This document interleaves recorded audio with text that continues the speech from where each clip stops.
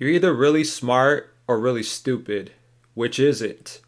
If you stayed silent, you might have drawn out more intel. Don't you understand strategy?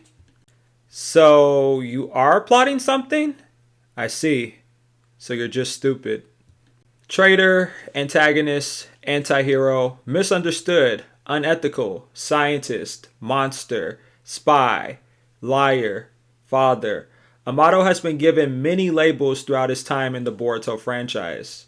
Despite not being a shinobi, a cyborg, or even an Otsutsuki, Amado arguably has made some of the most significant contributions to the Naruto universe of all time, up there with the Sage of Six Paths and Hashirama Senju.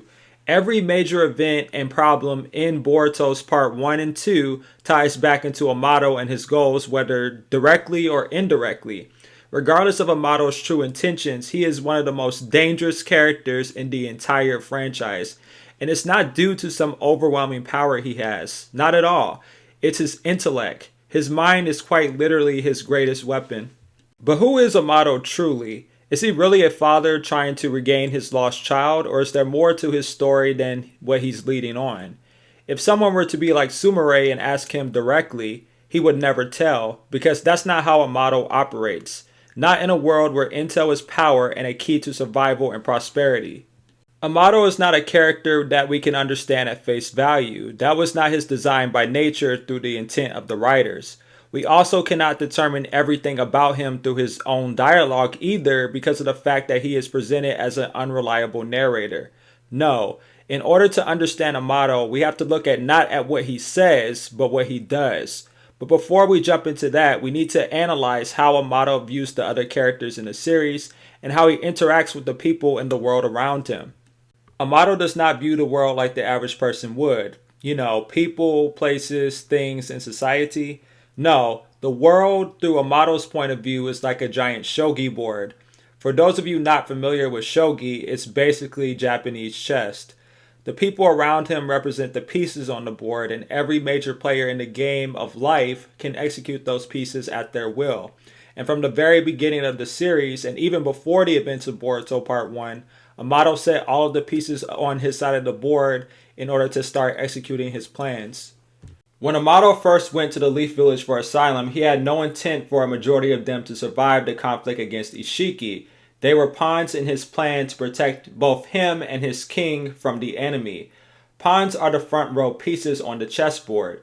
They are considered low value and are generally the first pieces to be captured by the enemy during a chess match. Here's what I think Amado's original plan in the manga version of events was before he found out that Naruto was unsealed and back in the Leaf Village.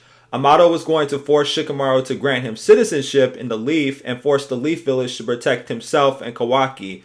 Amado fully intended on the Leaf Village being his shield until Isshiki passed away in a few days. Amado likely wanted to have Sasuke fight Isshiki along with the rest of the Leaf Shinobi, pawns that needed to be sacrificed for his own goals to prosper. He fully intended to give them the illusion of freedom to make their own choices, but in reality he was simply forcing everyone's hands. The children Amado experimented on to see who was the most compatible enough to receive Ishiki's karma seal were also sacrificial pawns in Amado's game. From Amado's perspective, the moment these kids were in Jigen's reach, the majority of them were going to meet their end anyway.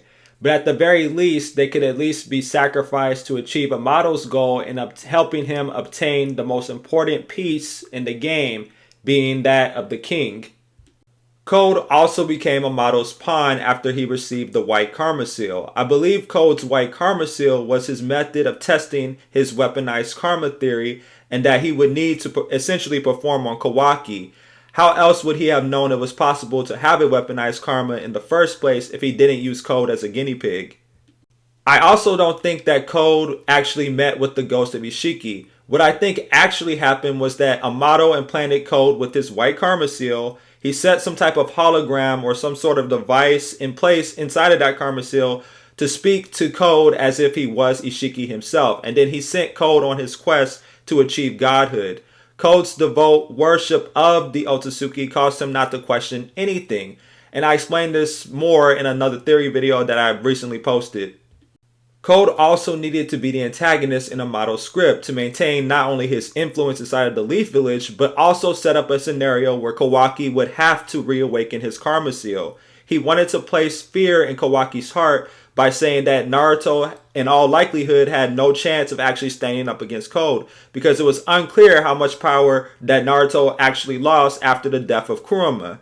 Code was helping Amado every single step of the way and didn't even realize it. Koji is definitely Amado's knight, a slightly more valuable piece known for essentially moving horizontally across the board, making it very difficult for most enemy pieces to capture. The knight also has unique movement, as it essentially can jump over other pieces with very minimal effort. And we can clearly see this analogy how Kashin Koji moved in the actual series as a spy for Kara.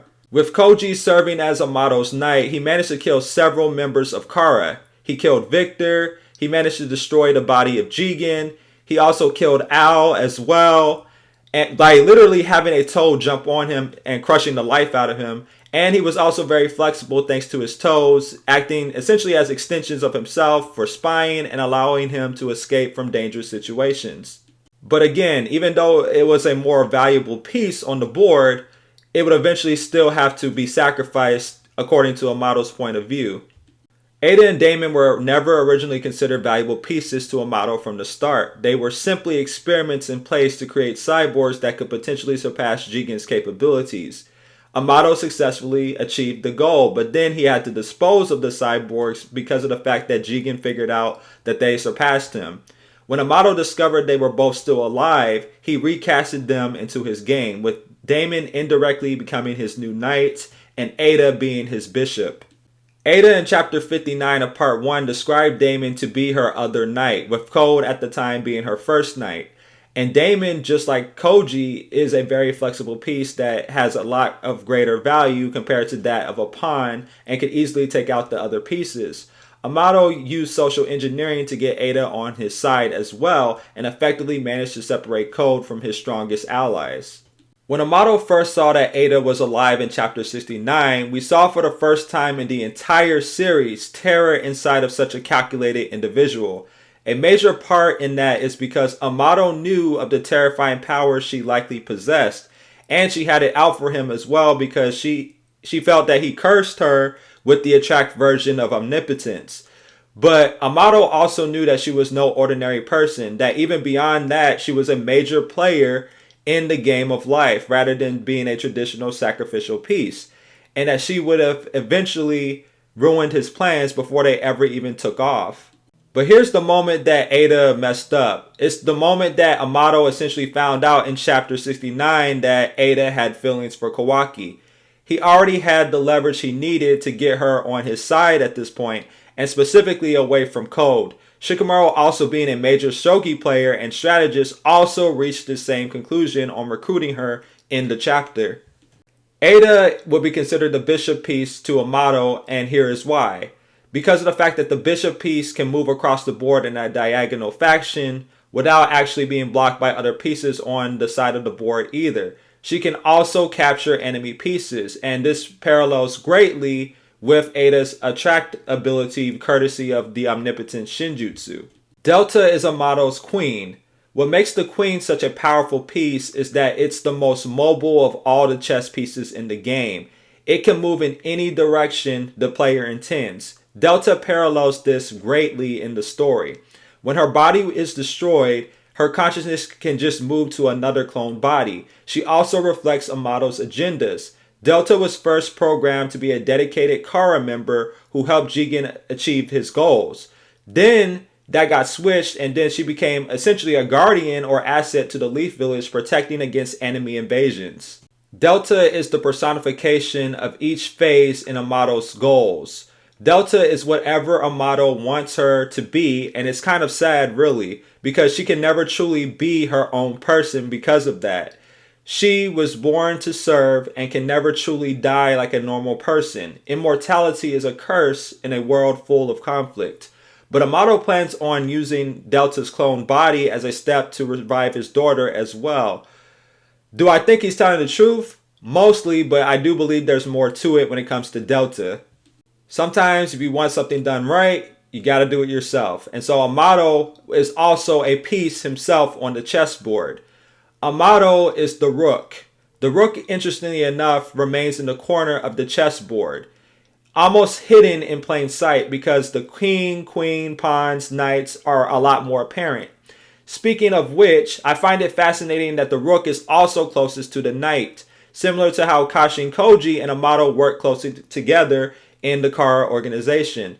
The rook also moves in a straight line on the board, up, down, left, or right, vertically or horizontally. So long as there's no other pieces blocking its way, it can literally move anywhere. Similar to how Amado switched from Kara to the Leaf Village after certain people were eliminated from the board.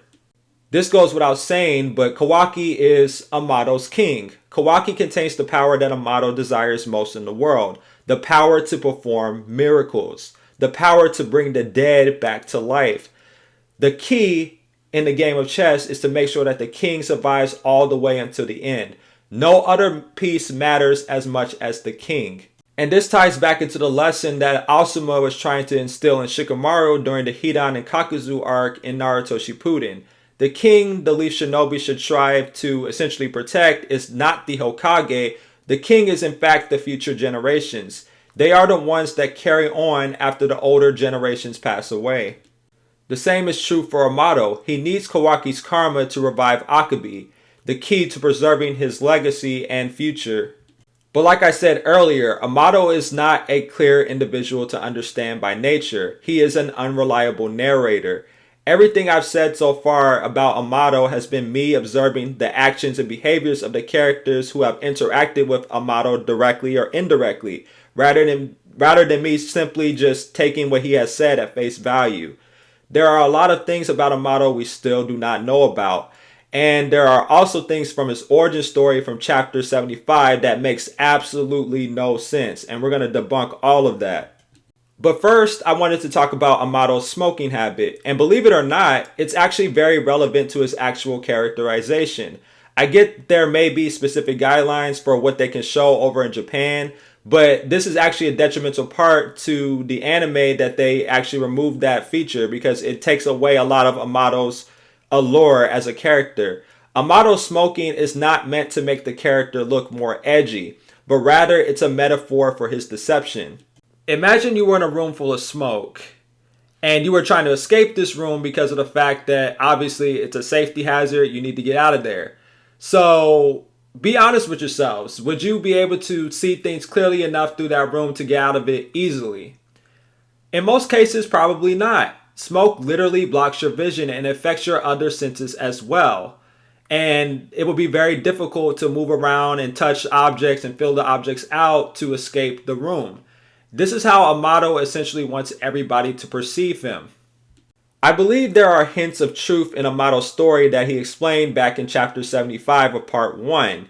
I do believe he had a child named Akabe Sanzu. I believe she was 24 years old and that she did die of an illness, and the fact that he tried to bring her back to life. I also believe that was truthful. But then there are other parts of the story that made significantly less sense and they just didn't sound right. Amado said that once he realized Delta and Akabe were not the same person despite sharing the same memories, that reality hit him that she was truly gone. It broke him. But then suddenly Jigen just happened to appear watching him out of nowhere and essentially recruited Amado to give him a cause for bringing her back. And this part of the story always bothered me when it first came out 2 years ago. It just didn't seem right. To be honest with you guys, I'm not buying it. I in fact think this part of the story is a lie. The shinobi world is not small by any means. And you're telling me that Isshiki, working through Jigen's body, found this random nobody scientist and thought to himself, man, you know what? This guy can really help me achieve my goals. And other things to consider, like what was Jigen doing for all these years? That never made sense either. Don't you guys find it strange that we only get Isshiki's origin story through none other than Amado himself? We never heard Isshiki's origins through any other character or through Ishiki's own words when he was alive. We are just forced to follow Amado's recollection of events. In Boruto chapter 46 of part 1, Amado says that Isshiki Otsutsuki came to the planet years ago alongside Kaguya. Amado then explains what their objective was: to go to Earth, plant a divine tree, and essentially eat of a chakra fruit. Amado then stated that Kaguya turned against Isshiki, the cause being unknown. I suspect, though, that it was likely due to Isshiki wanting to feed her to the Ten Tails, and that's why she did what she did. He then says that Isshiki was on the brink of death, and then he conveniently found Jigen nearby to preserve his life force. If I'm being honest, I think Amado was withholding a lot more from that story than he was initially leading on. I'm sorry, but Kaguya is not injuring Isshiki, not even on her best day, not even if she got the jump on him. I don't think she was alone that day. I think the two missing Otsutsuki's whose symbols were destroyed in Ishiki's dimension actually helped her out. I think Isshiki was greatly weakened by fighting them, and that's when Kaguya saw the opportunity to finish Isshiki off so that she wouldn't be eaten by the Ten Tails.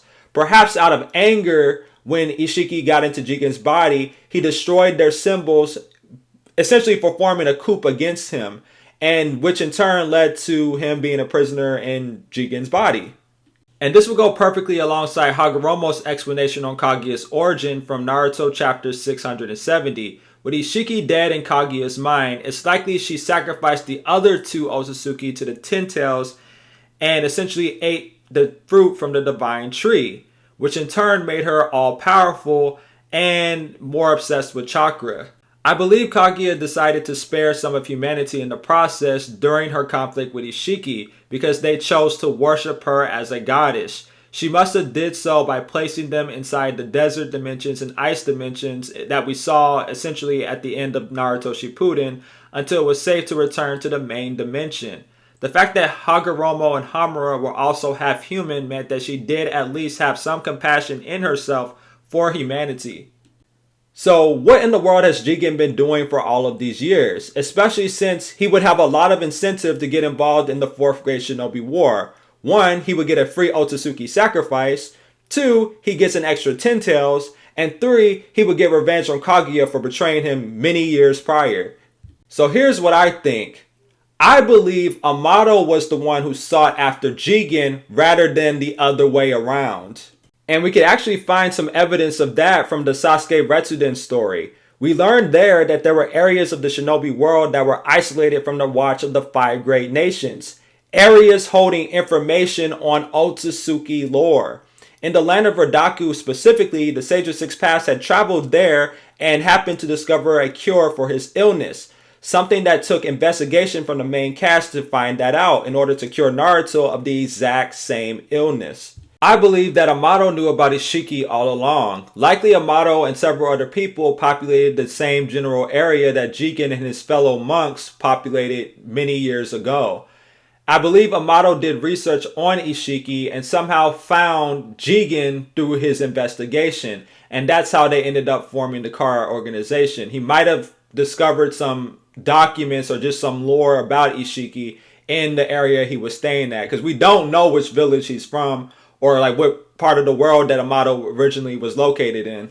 So now we're going to talk about Amado's objective. Again, I believe what Amado said in both chapters 75 and 76 is the truth. Mostly. He said he wants to use Kawaki's karma to revive Akabe. And Amado said that Kawaki essentially would need to implant a karma on a soulless, cloned Delta body. But I do think he was lying a little bit about the more specific aspects of the details. I think Delta herself has to be the one to retrieve the karma seal. A living body that facilitates a new soul. Delta would have to die so Akabe could live. And that does make sense considering that Delta has been following Amado's will from the very beginning. But since it's inhumane, I believe Amado withheld that information from the Leaf, since they follow the will of fire, which falls more in line with the humanitarian aspect of things. They would not be okay with Amado sacrificing a soul for his own nefarious purposes. I think we can piece together a little bit more about who Amado is and his motivations through Kashin Koji himself. Ask yourself this. Out of all the people Amado could have revived, he chose Jiraiya. I don't think that was by accident. Amado seems like an older guy, likely in his 60s at the start of Boruto. Obviously, he would be younger than someone like Hiruzen Sarutobi and maybe even the legendary Sannin. But I can imagine that Amado witnessed a lot of things during his lifetime, such as the Second and Great Shinobi Wars. Something that was enough to essentially never make him want to be a shinobi. But Jiraiya was always different. Jiraiya was never a typical shinobi. Besides Jiraiya's more open-minded approach to being a shinobi, Jiraiya was also an author and writer. And while most of his novels, were very adult, one book in particular showed a very mature side of himself. A technical autobiography of Jiraiya's life, The Tale of a Gusty Ninja.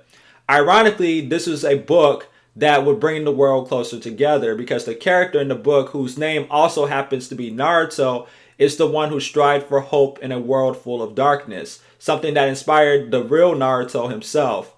I think this resonated a lot with Amado for his own life, and that's one of the reasons why he created Kashin Koji.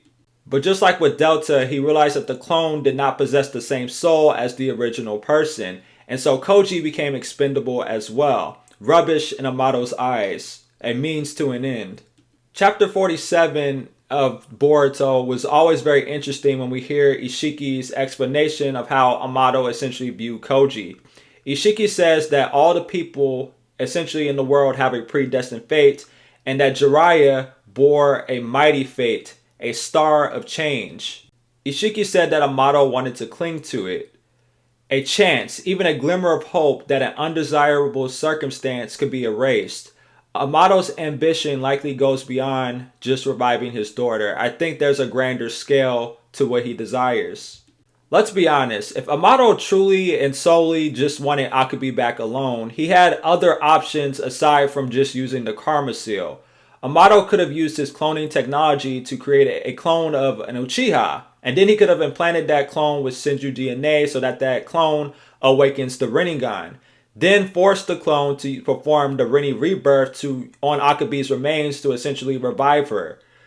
The amount of time and effort he went through to find the perfect vessel for Isshiki's power is also the same amount of time he could have gathered the necessary resources for this particular plan. Amado also could have gone the Edo Tensei reanimation route as well. Akabe would be practically invincible at that point. The only downside of using the Edo Tensei would of course be that she's a zombie and she's technically still dead, but at the very least the option's still available for him because it would be Akabe's real soul. Even if he couldn't get to Orochimaru, Kabuto also knows how to perform this technique. Even in the Sasuke Retsugen story, the main antagonist Zanzaru used a version of the reanimation jutsu to revive prehistoric creatures. So it's not out of the realm of possibility for Amado to not only get access to this technique, but also master it to the point where maybe it could actually bring people back to life outside of a zombified form. Amado has been patient, very patient, almost to the point where it's actually kind of disturbing. I believe he is after godhood himself, but unlike the other antagonists in the series, he wishes to do so by controlling a godlike being rather than being it himself. And why would he want this? I think he likes the idea of infinite possibilities. He's a scientist, so naturally he wants to see what pieces fit together and what doesn't. And I believe he wants to shape life the way he wants it to be. And what would that look like? Well, even I don't know that. I believe he hasn't truly lost all his humanity. Back when Boruto was still in danger of Momoshiki reviving inside of him, he clearly saw that Naruto was in distress over his son's well-being. As a father himself, he couldn't help but to give Naruto a chance or a piece of hope to save his son's life. Amado didn't have to do this. Sure, it was a move to gain more trust and influence inside of the village, but it was the only somewhat selfless thing he has ever done in the entire series. Just like many other aspects of this franchise, there are a lot of parallels between the Naruto and Boruto series, respectively. I believe Amado parallels Black Zetsu in a lot of ways. Black Zetsu was a child who set in motion a lot of events to bring back a parent, while Amado is a parent who set in motion a lot of events to bring back a child.